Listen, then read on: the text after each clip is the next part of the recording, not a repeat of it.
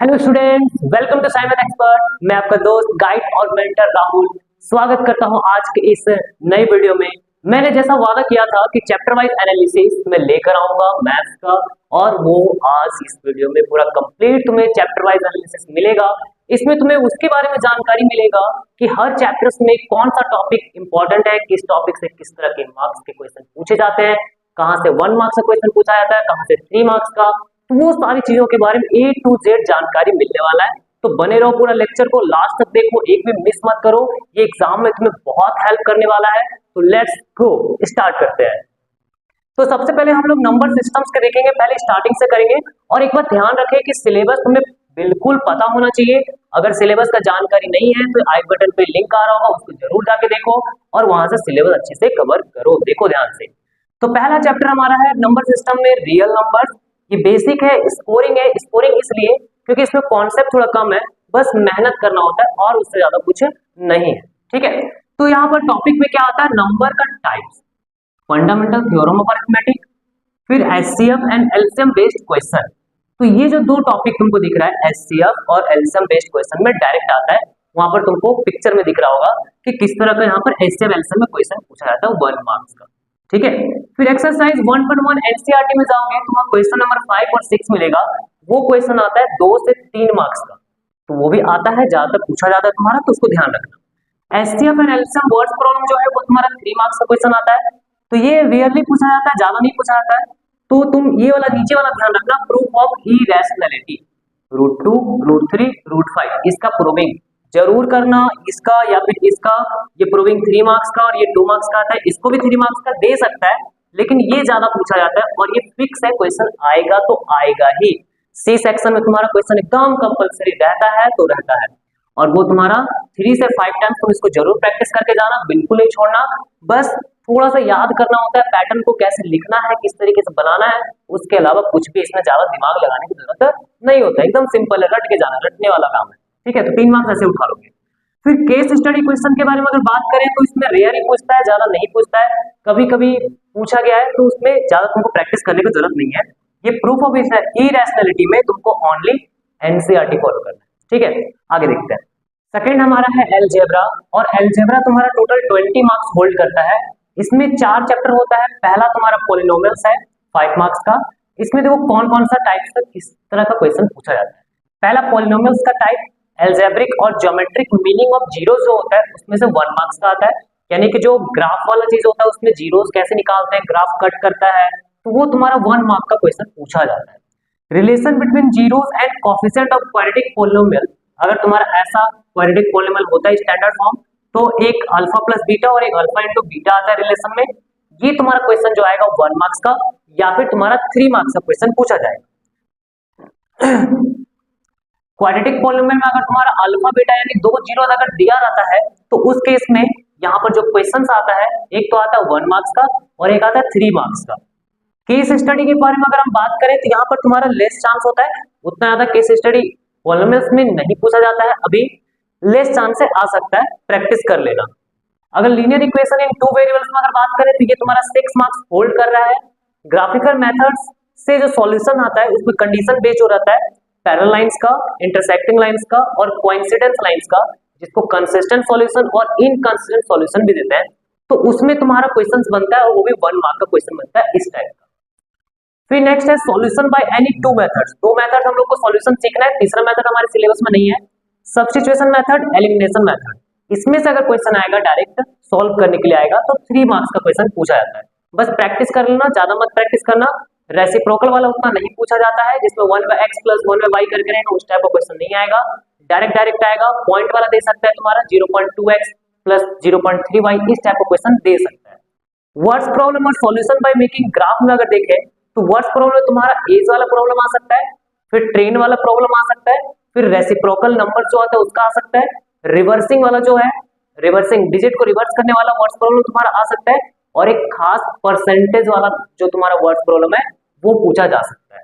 तो यहाँ पर जो आएगा वो तुम्हारा 5 मार्क्स का आएगा। ग्राफ बनाकर सॉल्व करना बहुत आसान होता है, 1-2 बार अगर तुम प्रैक्टिस कर लोगे ग्राफ बनाकर सॉल्व करना तो तुम इजिली आराम से 5 मार्क्स स्कोर कर जाओगे। केस स्टडी क्वेश्चन देखें तो इसमें पॉसिबल है आना, आ सकता है क्वेश्चन, और इसमें तुमको बस क्या करना है, बस जो भी चीज तुम पढ़ रहे हो उसी को स्ट्रॉन्ग करके रखोगे, कॉन्सेप्ट को ध्यान रखोगे कि कैसे हम एक्स वाई लेके वेरिएबल का यूज करके कैसे हम इक्वेशन बनाते हैं, वो बस उतना ध्यान रखना। सॉल्विंग टेक्निक याद रखना कैसे सॉल्व होता है। बाकी तुम्हारा इसमें 4 मार्क्स का अगर केस स्टडी आता है आराम से निकालोगे, कोई दिक्कत नहीं होगा। अब आगे देखते हैं। थर्ड नंबर हमारा है क्वाड्रेटिक इक्वेशन। ये तुम्हारा 4 मार्क्स होल्ड करता है। इसमें क्या क्या है, बेसिक्स जो क्वाड्रेटिक इक्वेशन के बारे में क्या होता है, किस तरीके से उसमें जीरोस निकलते हैं, वो सारी चीज। नेचर ऑफ रूट्स जो होता है उसमें तुम्हारा 1 मार्क का क्वेश्चन आता है सिंपल तरीके से, और एक 3 मार्क का क्वेश्चन आता है कुछ इस टाइप का। फिर तुम्हारा सॉल्यूशन ऑफ क्वाड्रेटिक इक्वेशंस, जो सॉल्यूशन निकालना होता है, 2 मेथड हमारे पास है। एक मेथड होता है फैक्टराइजेशन मेथड और एक मेथड त्रिधराचार्य मेथड है। तो तुम्हें मेथड रिमेंबर करना है, डायरेक्ट क्वेश्चन कम ही पूछा जाता है ना के बराबर, उसका बेस्ड तुम्हारा जो दूसरा वर्ड्स प्रॉब्लम होगा उसमें अप्लाई होगा, यूज होगा, तो वहां पर तुम्हें ध्यान रखना होगा। तो वर्ड्स प्रॉब्लम तुम्हारा किस किस का टाइप ज्यादा पूछने का चांस है इस बार, age problem type, train aeroplane problem और फ्रैक्शन टाइप, ये जो 3 है ये ज्यादा पूछने का चांसेस है, 3 मार्क्स और 5 मार्क्स का आता है। फिर केस स्टडी क्वेश्चन के बारे में बात करें तो लेस चांस है आने का, कम आएगा, 4 मार्क्स का आएगा तुम्हारा अगर आता है। अरिथमेटिक प्रोग्रेशन में यानी एपी के बारे में बात करें, 5 मार्क्स तुम्हारा होल्ड करेगा। इसमें तुम्हारा 1 मार्क्स का क्वेश्चन आता है और 3 मार्क्स का क्वेश्चन आता है। तो इसमें तुमको ज्यादा दिमाग नहीं लगाना है, बस क्या काम करना है, तुम्हें फॉर्मूला लर्न करना है, सारा कॉन्सेप्ट लर्न करना अच्छे से, A1 क्या होता है, D क्या होता है, AN कैसे निकालते हैं, SN कैसे निकालते हैं, सम ऑफ n टर्म्स कैसे निकालते हैं, तो वो सारी चीज बेसिक थोड़ा थोड़ा तुम्हें याद रखना पड़ेगा। उसका जो एनसीईआरटी में जितना प्रॉब्लम्स है वो सारा प्रैक्टिस कर लो और पीवाईक्यू यूज कर लो, बस दूसरा बुक से तुमको क्वेश्चन प्रैक्टिस करने की जरूरत नहीं है, ठीक है। जिस चैप्टर में केस स्टडी के बारे में बात करें, चांस है, कॉन्सेप्ट ध्यान रखना पड़ेगा, कॉन्सेप्ट के हिसाब से करना पड़ेगा, तुमको पीवाईक्यूज लगाओ और जो सैंपल पेपर्स है उसको लगाओ, बस काम हो जाएगा तुम्हारा। तीसरा है कोऑर्डिनेट ज्योमेट्री, ये तुम्हारा अलजेब्रा कंप्लीट हुआ, इसके बाद कोऑर्डिनेट ज्योमेट्री, ये 6 मार्क्स अकेला एक ऐसा चैप्टर है जो 6 मार्क्स होल्ड कर रहा है। तो यहाँ पर ध्यान से देखो कैसे आएगा। तो बेसिक आइडिया जो कोऑर्डिनेट सिस्टम में होता है कि पॉइंट्स को कैसे लिखते हैं, कोऑर्डिनेट्स में कैसे लिखा जाता है, X axis, Y axis, origin का पॉइंट्स कैसे लिखते हैं, एक्स एक्सिस पर कोई पॉइंट होता है तो उसको कैसे लिखते हैं, वाई एक्सिस पर कोई पॉइंट होता है उसको कैसे लिखते हैं, तो वो सारी चीज ध्यान रखना। डिस्टेंस फार्मूला में तुम्हारा जो क्वेश्चन पूछा जाएगा इक्विडिस्टेंट टाइप से ज्यादा पूछा जाएगा। मिड पॉइंट फार्मूला में सर्कल में जो डायमीटर रहता है ना, 2 एंड पॉइंट दिया रहेगा, बी चला बताओ, अननोन बताओ कि ये इसमें x, 2 है तो x बताओ क्या होगा, डायमीटर बेस्ड, ध्यान से ऐसा question. Median of triangle, triangle में मीडियन जो होगा उस टाइप का क्वेश्चन, तो ये तुम्हारा 1 मार्क्स का आ सकता है, नहीं तो 2 मार्क्स का दे सकता है क्वेश्चन, ठीक है। टोटल इसको कितना 6 बनाना है ना, एक यहाँ से दे देगा, 2 यहाँ से दे देगा और एक 3 यहाँ से दे देगा, हो गया 6 तुम्हारा। 3 मार्क्स का क्वेश्चन यहाँ से फिक्स है, एक क्वेश्चन आएगा ही तुम्हारा, उसमें ज्यादातर रेशियो वाला पूछता है, नहीं तो अननोन निकालने के लिए बोलता है। और एक क्वेश्चन है पैरेललोग्राम, पैरेललोग्राम होता है एक बना हुआ, उसमें तुमको 4 पॉइंट दे देगा और एक पॉइंट्स में x, 2 या फिर 2, y करके दे देगा अननोन। अब वो अननोन तुम्हें ढूंढना है, डायगोनल बेस्ड है, दोनों आपस में इंटरसेक्ट करेगा, मिड पॉइंट होगा, मिड पॉइंट का कोऑर्डिनेट निकाल के दोनों से कंपेयर करके आंसर आ जाता है, कुछ इस टाइप का क्वेश्चन।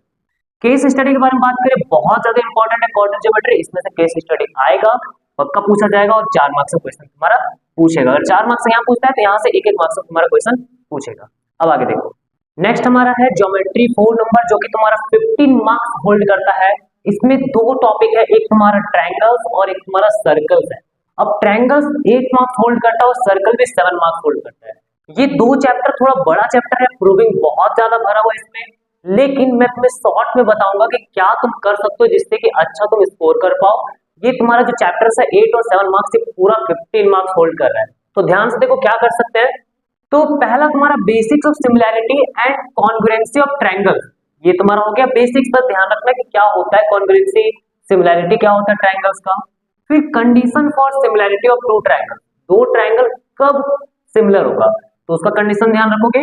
फिर question based on basic proportionality theorem, कुछ इस टाइप का क्वेश्चन तुम्हारा क्या होता है, बेसिक प्रोपोर्शनैलिटी थ्योरम पर 1 मार्क का क्वेश्चन पूछा जाता है, ठीक है। इसके बाद आते हैं प्रूविंग में, 2 ट्रायंगल का सिमिलैरिटी प्रूविंग करने के लिए देता है, बेसिकली क्वाड्रिलेटरल वाला ही ज्यादा पूछता है तुम्हारा। फिर सीपीएसटी यानी कि corresponding parts of similar triangles है, उसमें से तुम्हारा 2 मार्क्स का क्वेश्चन पूछता है। फिर उसके बाद तुम्हारा बेसिक प्रोपोर्शनैलिटी थ्योरम का प्रूविंग है तुम्हारा, बहुत इंपॉर्टेंट है, इसको मैंने 3 स्टार दिया हुआ है क्योंकि ये ज्यादातर पूछा गया है तुम्हारा और 5 मार्क्स का पूछा जाता है, तो इसको जरूर प्रैक्टिस करना, 3 बार प्रैक्टिस जरूर करके जाना। फिर केस स्टडी बहुत कम चांस है, नहीं आएगा, बहुत रेयर पूछा जाएगा तुम्हारा, ठीक है। इस बार सैंपल पेपर में दिया हुआ इस पर बेस्ड क्वेश्चन, लेकिन मेरे ख्याल है कि नहीं पूछेगा, पूछेगा भी तो किसी एक सेट में पूछ सकता है, ज्यादा नहीं पूछेगा। सर्कल्स के बारे में बात करें तो सर्कल 7 मार्क्स होल्ड करता है, तो इसमें 1 मार्क्स और 2 मार्क्स का क्वेश्चन में क्या पूछा जाएगा, tangent of a circle, radius is perpendicular to tangent, तो ये वाला जो पार्ट तुम्हारा radius is perpendicular to tangent, इस पर 1 मार्क का क्वेश्चन ज्यादा पूछा जा रहा है। एंगल प्रॉपर्टीज ऑफ टेंजेंट्स, इस पर ज्यादा क्वेश्चन तुम्हारा पूछा जा रहा है, कुछ इस टाइप का देखो। फिर नेक्स्ट है तुम्हारा proving based on equal tangents from N exterior point, एक एक्सटीरियर पॉइंट से जो हम लोग टेंजेंट्स बनाते हैं उसमें प्रूविंग तुम्हारा 5 मार्क्स का आ रहा है। फिर जो थ्योरम प्रूविंग है, थ्योरम प्रूविंग में सबसे ज्यादा इंपॉर्टेंट तुम्हारा इक्वल ट्रायंगल्स है, तो इस पर बेस्ड तुम्हारा क्वेश्चन हमेशा ज्यादातर बार पूछा जा रहा है, तो ये तुम्हारा 5 मार्क्स का है, इसको जरूर प्रैक्टिस करना है, इसको 2-3 बार प्रैक्टिस कर लेना। अब यहाँ पर जो प्रूविंग है तुम्हारे एक्सटीरियर पॉइंट में, उसमें क्या वाला आता है, दो पार्ट तुम्हारा दो टाइप का है, एक क्वाड्रिलेटरल के अंदर में सर्कल आ गया और एक ट्रायंगल के अंदर में सर्कल आ गया। तो ट्रायंगल के अंदर में सर्कल जो आता है जनरली तुम्हारा पेरीमीटर वाला ज्यादा पूछता है, ठीक है, तो उस बात को ध्यान रखना। केस स्टडी में रेयर पूछा जाएगा, बिल्कुल नहीं चांस है, नो चांस है, स्माइल कर दो। चलो अब हम लोग नेक्स्ट आगे बढ़ते हैं, उसको देखते चलो। फिफ्थ में हम लोग देखेंगे ट्रिग्नोमेट्री के बारे में, तो ट्रिग्नोमेट्री तुम्हारा 12 मार्क्स होल्ड करता है। अब इसमें दो पार्ट है, एक इंट्रोडक्शन ऑफ ट्रिग्नोमेट्री और दूसरा तुम्हारा एप्लीकेशन ऑफ ट्रिग्नोमेट्री। तो जो इंट्रोडक्शन ऑफ ट्रिग्नोमेट्री है, इसमें ट्रिगो रेशियोज का सवाल पूछा जाता है, 1 मार्क्स का, 2 मार्क्स का, जिसमें तुम्हारा साइन थीटा दिया रहेगा, कुछ और चीज पूछेगा, sine theta minus cos theta, उस टाइप का क्वेश्चन ज्यादा पूछा जाता है, ठीक है।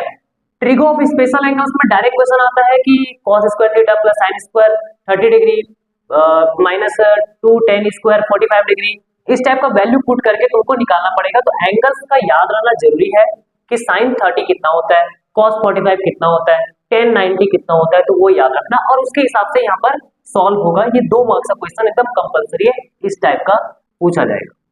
ट्रिगो आइडेंटिटीज में बात करें तो 1 मार्क्स का क्वेश्चन रेयर पूछा जाता है, कभी कभी पूछ लेता है, बहुत सिंपल होता है, डायरेक्ट क्वेश्चन आएगा, एकदम देखकर ही तुम आंसर कर सकते हो।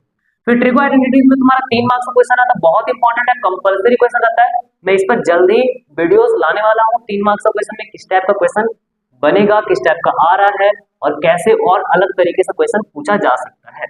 इसमें केस स्टडी के बारे में बात करें तो नहीं पूछा जाता है केस स्टडी का, इसमें जरूर पूछा जाता है, इसमें केस स्टडी क्वेश्चन जरूर आएगा और इस बार जरूर पूछा जाएगा, गारंटी के साथ लिख लो, 4 मार्क्स का क्वेश्चन तुम्हारा जरूर आएगा।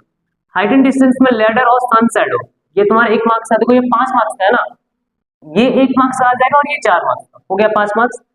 अगर ये और ये नहीं आया तो इसका मतलब समझ जाओ कि बीच में कहीं पर 5 मार्क्स का एक क्वेश्चन दे दिया है। 5 मार्क्स का क्वेश्चन में क्या देगा, 2 ट्रायंगल इन्वॉल्व है, बिल्डिंग वाला बेस क्वेश्चन देगा, ऊपर नीचे देखना या यहाँ से आगे देखना, सामने देखना, नीचे देखना। एरोप्लेन जो फ्लाई करता है उस पर क्वेश्चन, 2 पिलर्स, 2 पिलर्स रहेगा आमने सामने में या एक ही साइड रहेगा, उसको तुम्हें देखना है। ट्री ब्रेक जो करता है उस पर बेस्ड क्वेश्चन, ये सारा 5 मार्क्स का क्वेश्चन पूछा जाएगा, ठीक है।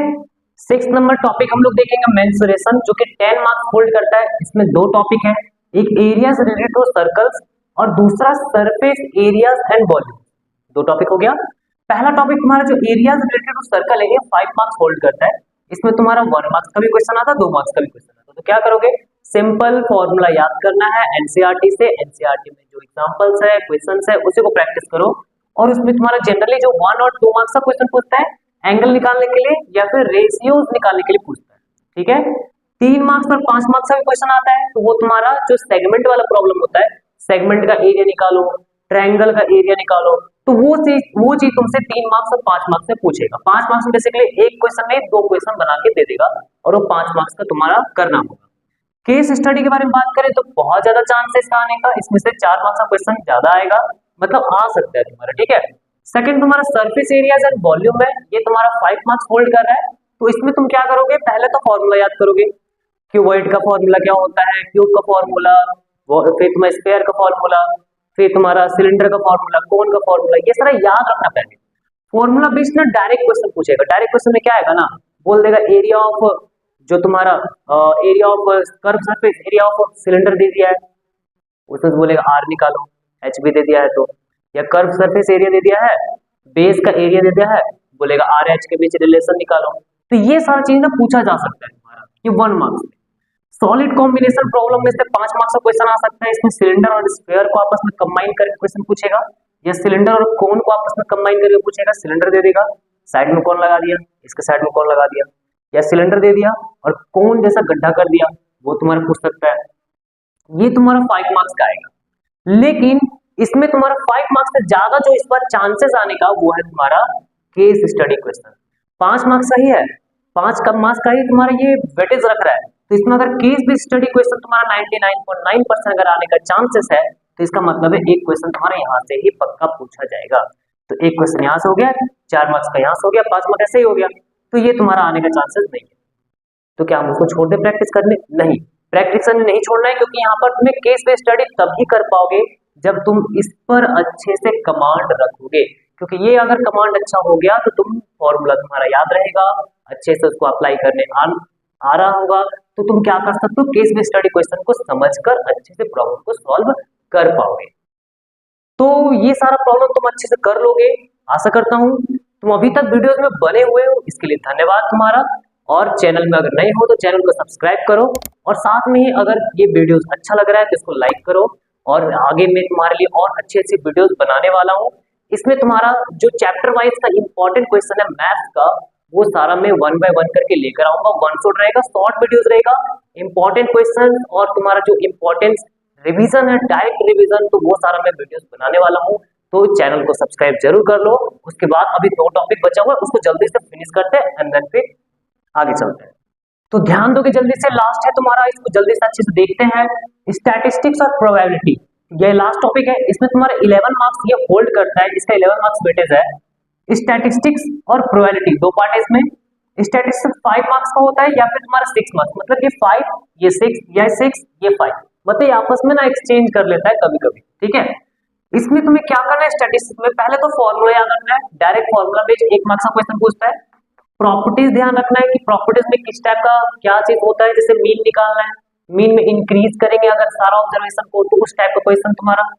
क्लास इंटरवल कॉन्सेप्ट और क्लास मार्क, तो देखो कभी कभी क्या होता है ना, क्लास इंटरवल दे दिया रहता है, बोलता है कि उसमें लोअर क्लास निकालो, अपर क्लास निकालो, क्लास साइज निकालो, इस क्लास का क्लास मार्क निकालो, कितना होगा, ये 1 मार्क्स का क्वेश्चन में पूछा जाता है।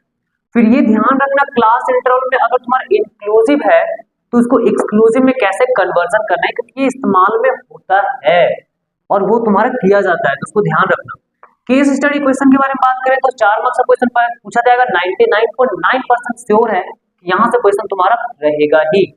फिर मीन, मीडियन और मोड, इसका फॉर्मूला ध्यान रखना, इस पर डायरेक्ट क्वेश्चन आएगा तुम्हारा कि बताओ इस डेटा का मीन क्या है, इस डेटा का मीडियन कितना है, इस डेटा का मोड कितना है। 3 मार्क्स या तुम्हारा 5 मार्क्स का क्वेश्चन पूछा जाएगा, ठीक है।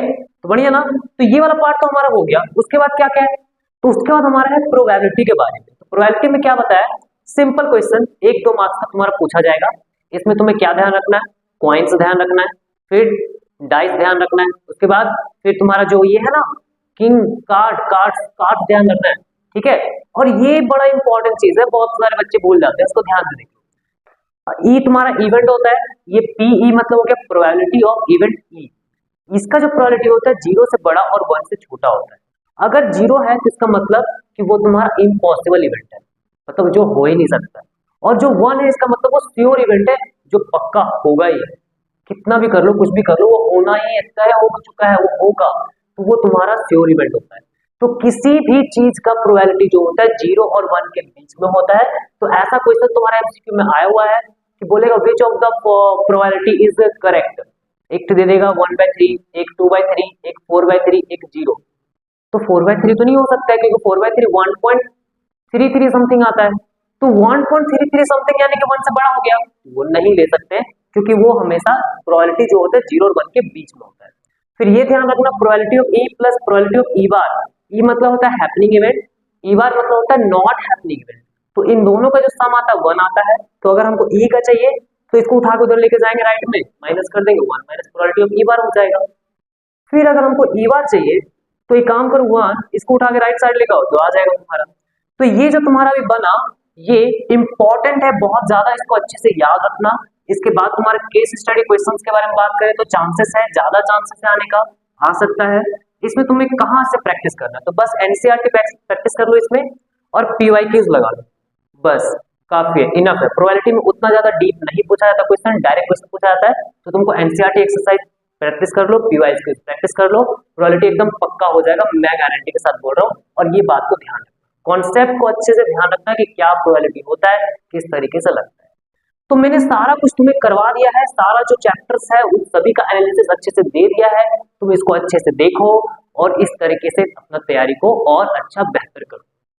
तो मिलते हैं नेक्स्ट वीडियो में, तब तक के लिए बाय बाय, जुड़े रहो। और जो आने वाला वीडियोस है जिसमें मैं चैप्टर वाइज तुम्हारा इंपॉर्टेंट क्वेश्चंस और नोट्स और उसमें जो तुम्हारा रिविजन्स है वो सारा लेकर आ रहा हूँ, तो जुड़े रहो और वेट करो उसको देखना। ठीक है, बाय बाय।